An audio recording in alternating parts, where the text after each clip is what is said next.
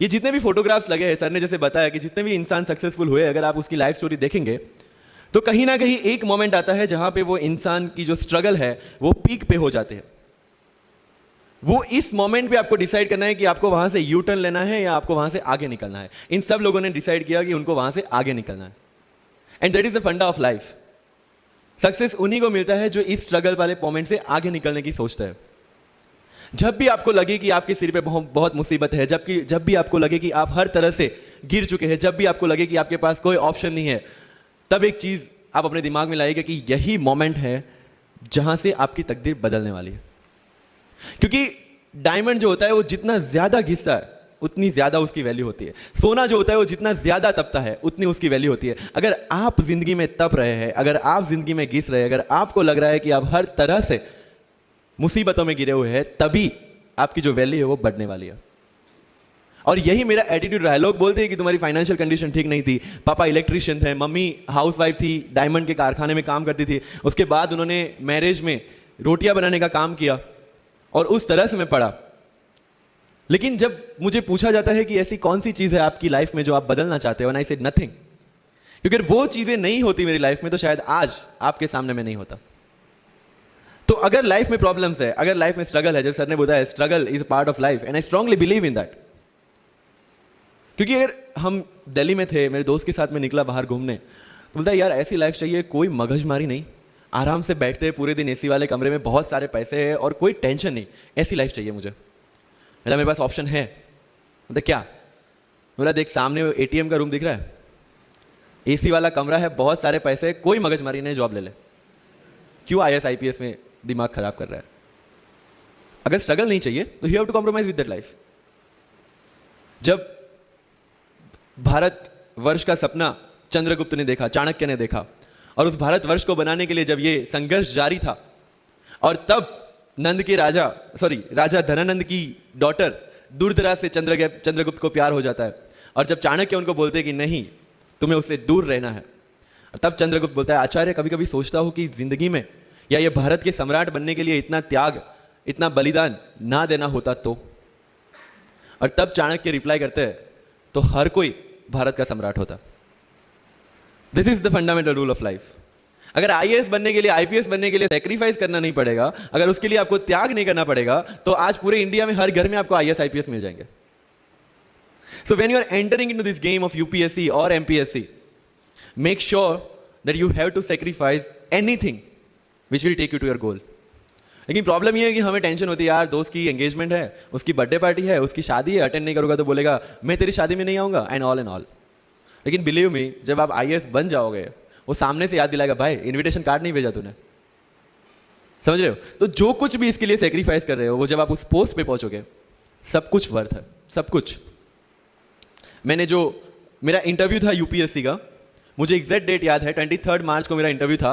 28 फरवरी को मुझे हॉस्पिटल में एडमिट किया गया क्योंकि मुझे इन्फेक्शन हो गया था बॉडी में, एंड बहुत हाई फीवर था, तो आईवी के अलावा कोई ऑप्शन नहीं था। 1 मार्च को ठीक होकर मैंने सोचा चलो दिल्ली निकलते हैं। 2 मार्च को मैं दिल्ली पहुंचा। 3 मार्च को वापस से टॉन्सिलाइटिस का अटैक होने की वजह से फ्लाइट लेके वापस से पालनपुर, अहमदाबाद, अगेन हॉस्पिटलाइजेशन। 15 मार्च को I got relieved from the hospital. 16 मार्च को मैं दिल्ली पहुंचा, और 23 मार्च को I gave my UPSC interview. तो 1 महीने का हॉस्पिटलाइजेशन। उसके बाद जब दिमाग में ये था कि मेरे साथ जो लोग इंटरव्यू दे रहे हैं वो 1 महीने से प्रिपरेशन कर रहे हैं, एंड 1 महीने से मैं हॉस्पिटल में था, again I thought this is the moment to prove yourself. I went to the interview, और पूरे इंडिया में 2nd highest marks in interview. This is not to say कि मैंने कितना अचीवमेंट लिया, this is just to say UPSC is all about this. मैंने कोई preparation नहीं की थी यूपीएससी के लिए, इंटरव्यू के लिए, but again I scored good marks in interview, because UPSC सिर्फ आपका नॉलेज चेक नहीं करता।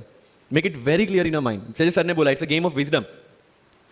आपको पहले ऑफिसर बनना पड़ेगा यहां से। यूपीएससी का काम तो सिर्फ थप्पा लगाना है कि हाँ ये ऑफिसर बन गया। जितने भी आईएएस आईपीएस ऑफिसर्स को आप मिलोगे, you will realise this thing कि ऑफिसर वाली क्वालिटीज इसमें पहले से है। आप जब प्रिपरेशन स्टार्ट करते हैं तभी से समझ लीजिए कि आपकी आईएएस और आईपीएस की ट्रेनिंग भी स्टार्ट हो गई। बिकॉज जो क्वालिटीज आपको चाहिए as an officer, as an IAS, as an IPS, क्या क्वालिटीज चाहिए? फर्स्ट ऑफ ऑल कॉन्फिडेंस, कि जब आप उस सीट पे बैठते हैं, आपके सामने कोई भी क्वेश्चन आएगा, you will be able to handle the issue. ये कॉन्फिडेंस लेके आपको उस सीट पे बैठना है। यही कॉन्फिडेंस चाहिए when you start the preparation. Decision making, अगर हर एक टॉपिक पे आप हर एक कोई को पूछने जाते हैं भाई इसमें कौन सी बुक पढ़ूं, इसमें क्या पढ़ूं, इसमें क्या करूं, then you are not suitable for this exam. लोग बोलते हैं कि एक साल में प्रिपरेशन, जैसे मैंने जून 2016 में मैं दिल्ली गया और जून 2017 में मैं अपियर हुआ and I clear UPSC and GPSC. People से कि सर एक साल की मेहनत में आपने एग्जाम क्लियर कर दिया। यस, टेबल और चेयर पे बैठ के करने वाली मेहनत एक साल की थी, लेकिन उसके पीछे की मेंटल प्रिपरेशन कितनी पुरानी थी। जब मैं प्राइमरी स्कूल में था तब सोचा था कि आईएएस बनना है, और तब से मेरी जो जर्नी है, तब से मेरा जो टेम्परामेंट है, तब से मेरा जो एटीट्यूड है वो इसी डायरेक्शन में था। जब कॉलेज में था तब मैंने एनजीओ स्टार्ट किया, 3 एनजीओ से मैं जुड़ा था। जब लोग सोशल मीडिया व्हाट्सएप और फेसबुक पे बिजी थे, मैं वहां स्लम में जाके बच्चों को पढ़ा रहा था। क्यों? क्योंकि मुझे पता था कि फ्यूचर में यही काम करना है, क्यों ना अभी से उसकी ट्रेनिंग ले लो। So I have invested my each and every moment for this goal, because जो पर्सनालिटी टेस्ट लास्ट में यूपीएससी लेता है, इंटरव्यू नहीं है वो, we consider it as interrogation. Interview को इंट्रोगेशन लेके चलते हैं, वहां पे पूछताछ होगी नहीं। अगर यूपीएससी के इंटरव्यू में 10 में से 9 क्वेश्चन के आंसर भी आप सॉरी सर और sorry ma'am, I don't know कह के देते हैं, उसका कोई इंपैक्ट नहीं पड़ता। इंपैक्ट पड़ता है वो 9 क्वेश्चन न आने का प्रेशर आप कैसे हैंडल करते हैं। आपके पसीने छूट जाते हैं या आप वही टेम्परामेंट के साथ इंटरव्यू कंटिन्यू करते हैं। मार्क्स उस चीज के हैं, मार्क्स है आपकी सोच के। एक ऑफिसर के तौर पे जब आपको आईएएस या आईपीएस की सीट पे बिठाया जाएगा, how will you treat the citizens of this nation? What will be your attitude to each and every person who is going to come and meet you? These things are being tested during UPSC interview. और इस सारी journey में अगर सबसे important कोई चीज है तो that is your learning attitude, और not for UPSC, for life even. Because when I am speaking in front of you in Hindi and English, to be very clear, I belong to rural background of Gujarat, और मेरा study जो हुआ है वो पूरा Gujarati medium में हुआ है, गवर्नमेंट स्कूल में। 12th तक का स्टडी मेरा गवर्नमेंट स्कूल में हुआ है, गुजराती बोर्ड में, गुजराती मीडियम में। And yet, I can give my UPSC interview in English in Delhi and score such marks. Where did it come from? कहाँ से आता है ये? मुझे अभी भी याद है, मेरा college national institute of technology Surat था, जहाँ पे मेरे साथ जो पढ़ने वाले बच्चे थे वो सारे सीबीएसई आईसीएसई वाले थे, और मैं एज ए एलियन वहाँ पे पहुँचा था, क्योंकि तब मुझे पता चला कि मैकडी जैसा भी कुछ है और उसमें बर्गर जैसा भी कुछ मिलता है। That was my first exposure to any metro city. And जब मैं उनसे इंटरेक्शन करता था और इंग्लिश बोलने की ट्राई करता था, तो जैसे संजू मूवी में इंग्लिश दिखाया गया है गुजरातियों का, जो जीरो को जीरो बोलते हैं, उसी तरह I was also like that. Mother tongue influence आ जाता है, it's very obvious. So I used to speak notes and not notes, और डोर एंड नॉट डोर, और don't and not don't. So they used to make fun of me. Safin, it's not don't, it's don't. Okay fine, I had 2 options, इधर I stop speaking English with them और improve on that and go ahead. I decided the second option. When I started my preparation of civil services, जो English medium में करनी थी, वाजीराम में मैंने coaching किया, जहाँ पे पूरा इंग्लिश मीडियम में था, सारे सब्जेक्ट्स मेरे लिए नए थे। I started from the scratch, I started from the English medium NCERT of standard 5 and 6, Gujarati dictionary, Gujarati to English dictionary, and then I started my preparation. कभी कभी ऐसा होता था कि द हिंदू का पूरा एडिटोरियल पढ़ लिया और उसके बाद आई वाज लाइक कि मैंने क्या पढ़ा। ये होगा, सबके साथ होगा। बट उस जगह अगर आप टिक गए, उस जगह अगर आपने पेशेंस रखा, उस जगह आपने अगर सर्वाइव कर दिया, तो इस एग्जाम में भी सर्वाइव कर जाओगे। क्योंकि यूपीएससी की जो रेस है उसमें कभी भी खरगोश नहीं जीतेगा, इसमें जीतने वाला ऑलवेज कछुआ ही होगा, जो स्लो बट स्टेडी रहेगा। लग जाते हैं 5 साल भी लग जाते हैं, 7 साल भी लग जाते हैं, 9 साल भी लगे हैं लोगों को एग्जाम क्लियर करने के लिए, लेकिन बिलीव में जब रिजल्ट आएगा ना, तो वो सारा सेक्रीफाइस आपको वर्थ लगेगा। आप पढ़िए लोगों के इंटरव्यूज। मैंने क्या किया कॉलेज के 4 साल में, I went through each and every interview of UPSC toppers on YouTube. Ira Singhal से लेकर टीना डावी मैम तक सबके इंटरव्यूज मैंने देखे। For what? Just to know कि उन्होंने ऐसी कौन सी गलतियां की थी जिससे इनको इतना टाइम लग गया, और मुझे कौन सी गलतियां रिपीट नहीं करनी है। क्योंकि चाणक्य ने कहा है कि दूसरों के एक्सपीरियंस से जो सीखते हैं ना, वो जल्दी आगे आ जाता है, क्योंकि खुद सब कुछ अनुभव करके सीखने के लिए जिंदगी काफी छोटी है। I did the same. 4 साल में हर एक टॉपर का इंटरव्यू देख लिया, चीजें समझ ली कि ऐसी कौन सी चीजें जो इन सब ने की है, और ऐसी कौन सी चीजें हैं जो गलतियां हैं जो इन्होंने की और जो मुझे रिपीट नहीं करनी है। सो जब युद्ध के मैदान में हम उतरते हैं, इस चक्रव्यूह में उतरते हैं, तो अभिमन्यु की तरह नहीं, अर्जुन की प्रिपरेशन के साथ उतरना है कि हमें पता होना चाहिए कि इससे बाहर कैसे निकले। I did the same. College के 4 साल इंटरव्यूज देखे, ब्लॉग्स पढ़े, समझा कि इसमें कॉमन मिनिमम क्या है। वो जो कहानी अगर आपने सुनी हो कि शार्पनिंग द एक्स, रोज अगर आप पेड़ काटने के लिए जाते हैं तो you have to sharpen your axe, otherwise day by day आपकी जो एफिशिएंसी है वो कम होती जाएगी। 4 years in my college I sharpen my x, जिससे 1 साल में मुझे कहीं पे रुकना ना पड़े। This was the strategy. आज मेरे पास काफी मैसेजेस आते हैं, sir please give me your strategy. I am sure आप में से काफी लोगों ने किसी टॉपर्स को पूछा होगा, please share your strategy. Why? हर एक की स्ट्रेटजी अपनी खुद की होती है। अगर आज 990 लोग यूपीएससी में सिलेक्ट हुए तो यू विल गेट 990 स्ट्रेटजीज, क्योंकि हर एक की स्ट्रेंथ और हर एक की वीकनेस अलग है। You have to understand this. आप कभी डॉक्टर के पास जाते हैं बीमार होके, और कभी डॉक्टर को यह बोला है, सर जो आगे वाले पेशेंट को दी ना, मुझे वही मेडिसिन चाहिए। डिड यू से लाइक दैट? नो, क्योंकि उसकी बीमारी अलग है, मेरी बीमारी अलग है। सेम चीज विद यूपीएससी, आपकी स्ट्रेंथ और आपकी वीकनेसेस अलग है, किसी टॉपर की स्ट्रेंथ और किसी टॉपर की वीकनेसेस अलग है। Why should I walk on the same path, जबकि मुझे पता है कि वो मेरे लिए बना ही नहीं। I have to create my own path. मेरा यूपीएससी का जो बुक लिस्ट है, अगर आप देखेंगे ना, तो यू विल फाइंड कि ये completely out of the box book list है। मैंने कभी लक्ष्मीकांत नहीं पढ़ी। आई नो यूपीएससी फ्रेटर्निटी के लिए ये बहुत बड़ा स्टेटमेंट है। I never read Shankar IAS, I never read Yojana, I never read Kurukshetra. I didn't do writing practice for mains. मैंने मेंस में GS2, GS3, GS4 का एक एक पेपर, एक ऐसे और ऑप्शनल का एक एक पेपर लिखा है। That's all about my writing practice. Because I knew what are my strength and what are my weaknesses. Mains में 3 चीजें होती है, handwriting, speed and content. When I was so sure about my handwriting and my speed, why should I waste my time on writing the papers? Instead of that, I focused on improving my content. Getting my point? So if you are the aspirant की जिसको लगता है कि 3 घंटे में मेरे से paper finish नहीं होता, then go for writing practice. Then write as much as you can because you need that. But किसी टॉपर ने 50 पेपर लिखे हैं, 3 टेस्ट सीरीज ज्वाइन किया है, इसलिए मुझे भी करना पड़ेगा। No, that is not the rule in UPSC. किसी ने ये टेस्ट सीरीज ज्वाइन की, मैं वहां चला गया, किसी ने वो टेस्ट सीरीज की, मैं वहां चला गया। No, you have to create your own path, and this was the biggest part of my UPSC preparation. सुनो सबकी, करो मन की।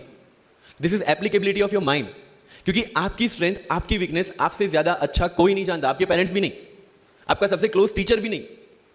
आपको 3 बार चीजें पढ़ के समझ में आती है, किसी को 5 बार पढ़ के समझ में आती है, किसी को 1 बार समझ में आ जाती है।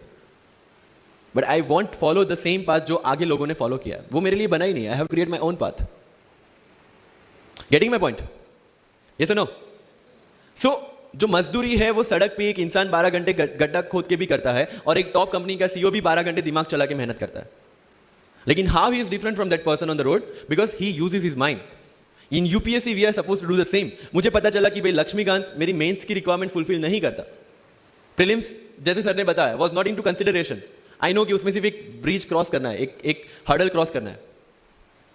अगर मैं प्रीलिम्स में 180 भी लेके आया, 190, इवन 200 भी लेके आया, तो मेंस में तो मैं सबके बराबर ही खड़ा हूं। Why to waste your time and energy on something which is just qualifying? Instead of that, put your focus and energy to something, mains and interview, कि जिसकी वजह से आपको सर्विस मिलना है। Good marks in mains ensure that you are in the list. Good marks in interview ensure that you get the service of your preference. Prelims is about quality, mains is about quantity. Prelims में always मेरा target एक ही था, जो भी test में देता था, जो भी मैं सॉल्व करता था, I just need to cross 120, that's all. जितना सेफली मैं 120 क्रॉस कर लेता था, I put the paper aside, क्योंकि आज तक यूपीएससी का कट ऑफ कभी 120 से ऊपर गया नहीं और जाने वाला नहीं है। That was very clear in my mind. So minimum risk लेके मैक्सिमम आउटपुट लेना, वो प्रीलिम्स का काम था। एंड उसके लिए आपको सिर्फ प्रैक्टिस ही चाहिए। As sir said, there is no separate preparation for prelims. What I did, जनवरी तक मेंस ओरिएंटेड प्रिपरेशन, फरवरी से I started test series. Vajiram में जनवरी से टेस्ट सीरीज स्टार्ट हो जाती है। I started test series, I started revising the things, and then prelims आ गया, दे दिया, खत्म। Even I am telling you, 27 of April को मेरा रिजल्ट आया सिविल सर्विस 2017 का। I got 570 rank. I was sure that I will get IPS, but again that IAS वाली चीज, तो फॉर्म फिलअप किया हुआ था। आई एम लाइक ओके चलो दे देते आई। सो 15-20 दिन तो सेलिब्रेशन में निकल गए, रिजल्ट आया, आईपीएस बन गए, अच्छा है चलो सही। बाकी बचे थे मेरे पास 1 वीक 1.5 वीक, जिसमें से मेरे पास पढ़ना, तो पढ़ूँ क्या। आई टुक विजन 365, जिसमें से मैंने पढ़ना स्टार्ट किया, वो भी not with full heart, you know, क्योंकि एक बार जो आपका सेलिब्रेशन चल रहा है, एक सेंस ऑफ सिक्योरिटी आ जाती है। मैंने जैसे तैसे किया, लेकिन विजन में से इस बार कुछ पूछा नहीं, किसी में से कुछ नहीं पूछा 2018 में तो, but still I clear the prelims based on the last year preparation. मेरे साथ जिन्होंने 2018 की प्रिपरेशन की थी, जो 12 साल से 18 के लिए जो लड़ रहे थे, they couldn't clear the exam. Why? Because prelims is just a mind game, you have to understand that. सबसे अच्छी बात प्रीलिम्स में ये है कि आंसर आपकी आंखों के सामने है, जो मेंस और इंटरव्यू में नहीं है। So it's the most safest game. You just need to understand the trick which UPSC follows, where it can misguide you. तो अगर आपने यूपीएससी के पिछले 15-20 साल के पेपर आपने देख लिए हैं, तो आपको समझ में आ जाएगा कि यहां पे गड्ढा है।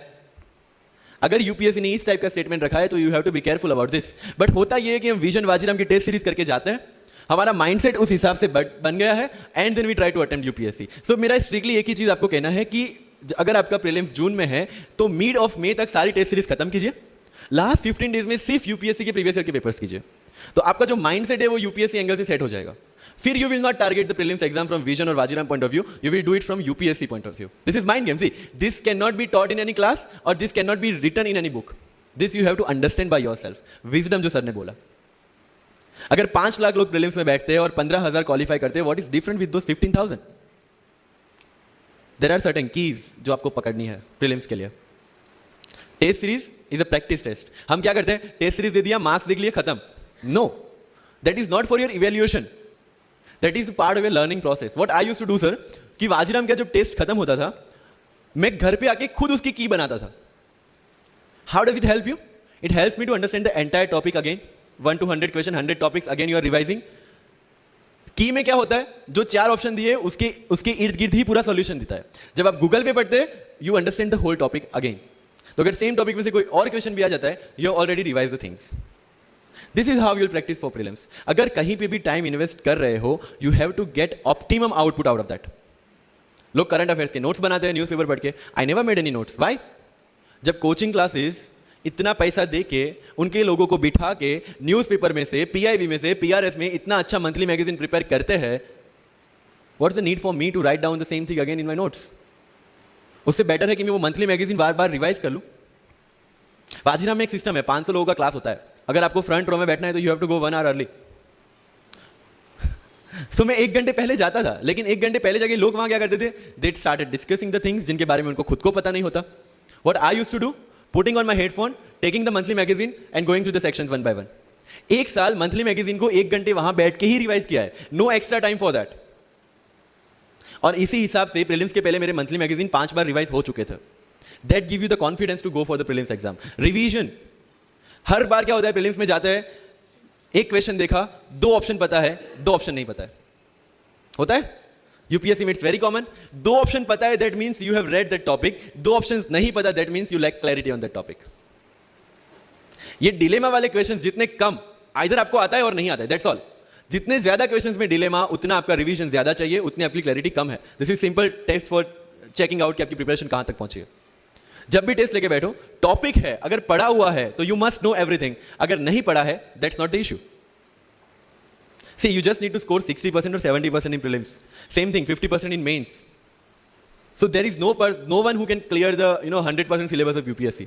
आज तक UPSC, GPSC दोनों फर्स्ट अटेम्प्ट में क्लियर करने के बाद भी, if I am asked something from medieval India, I don't know anything. पढ़ा ही नहीं मैंने, स्किप कर दिया। मुझे पता है कि अगर 2 क्वेश्चन पूछते हैं प्रीलिम्स में, why to invest such a time on that? Instead of मैं पॉलिटी और इकोनॉमी का रिवीजन ना करूं जिसमें से श्योर क्वेश्चन आने हैं, या फिर मैं इकोनॉमी और एनवायरमेंट ना पढ़ूं जिसमें से 15-20 क्वेश्चन श्योरली आना है। Why to waste some time on something which is very uncertain in exam? And believe me, जब मैंने मेडिवल छोड़ा, मैं सर के पास गया था, ही माइट नॉट रिमेंबर, लेकिन मुझे याद है, मैं बोला सर मेडिवल पढ़ूं? बोलते क्वेश्चन पूछते तो नहीं है मेडिवल में, लेकिन मैं ये नहीं कहूंगा कि तुम मेडिवल मत पढ़ो, क्वेश्चन आ गए तो। एंड आई अंडरस्टूड, सर समझदार को इशारा काफी है। I left the portion and 2017 के प्रीलिम्स में एक भी क्वेश्चन मेडिवल से नहीं है।